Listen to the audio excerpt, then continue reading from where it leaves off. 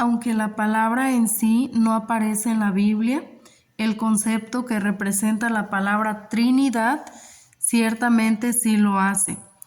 El primer uso registrado de la palabra Trinidad, en griego trías, se atribuye a Teófilo de Antioquía, alrededor del año 170 después de Cristo, aunque fue Tertuliano quien posteriormente popularizó el término en latín trinitas, que a su vez deriva del latín trinus, que significa tres o triple. Tertuliano la utilizó en su obra Adversus Praxeam contra Praxeas.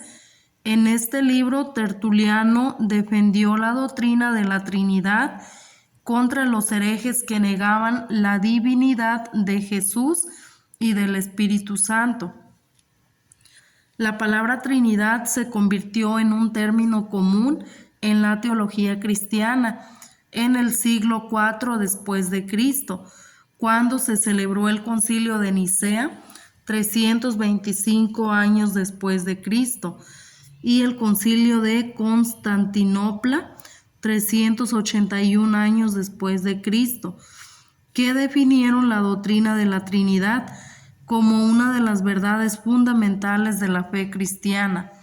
La palabra fue utilizada por los primeros teólogos cristianos para describir la naturaleza de Dios como un ser en tres personas, el Padre, el Hijo y el Espíritu Santo. Etimología.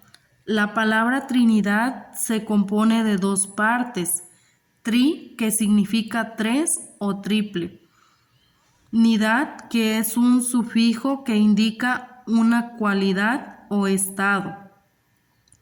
Por lo tanto, la palabra Trinidad se refiere a la cualidad o estado de ser tres en uno, es decir, a la naturaleza de Dios como un ser en tres personas.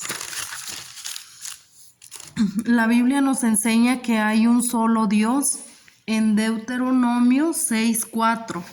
Oye Israel, Jehová nuestro Dios, Jehová uno es. Primera de Corintios 8:4. Acerca, pues, de las viandas que se sacrifican a los ídolos, sabemos que un ídolo nada es en el mundo y que no hay más que un Dios. Pero también nos habla de tres personas distintas que son Dios, el Padre. En Efesios 1:3. Bendito sea el Dios y el Padre de nuestro Señor Jesucristo. El Hijo, Juan 1:1. En el principio era el Verbo, y el Verbo era con Dios, y el Verbo era Dios. El Espíritu Santo, Juan 14:16. Y yo rogaré al Padre, y os dará otro Consolador, para que esté con vosotros para siempre. La Trinidad se ve claramente en varios pasajes de la Biblia, como en el bautismo de Jesús, donde el Padre habla desde el cielo, el Hijo es bautizado y el Espíritu Santo desciende en forma de paloma. En Mateo capítulo 3, verso 16 y 17.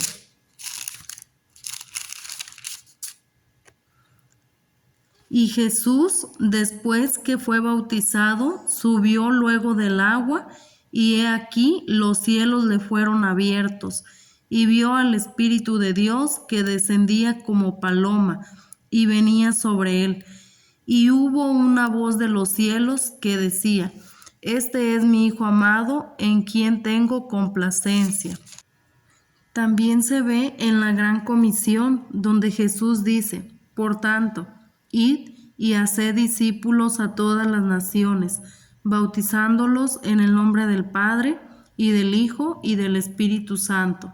Mateo 28:19.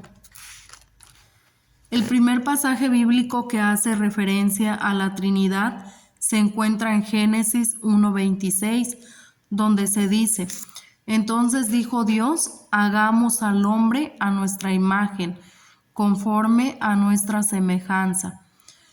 En este pasaje la palabra Dios es Elohim en hebreo, que es un nombre plural que se refiere a la deidad.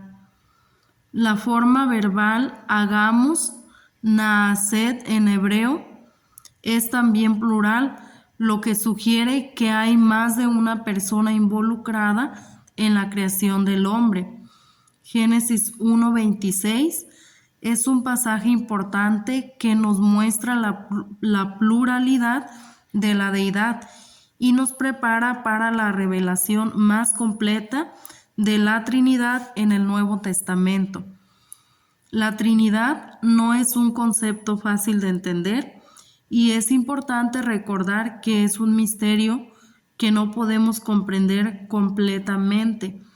Sin embargo, podemos entender algunos aspectos de la Trinidad. La Trinidad es un Dios en 3 personas, no 3 dioses. Cada persona de la Trinidad es plenamente Dios, pero son distintas en su función y relación. La Trinidad es una unidad perfecta, sin división ni separación. Conclusión. La Trinidad es un concepto que se refiere a la naturaleza de Dios, que es uno solo, pero existe en 3 personas distintas: el Padre, el Hijo y el Espíritu Santo.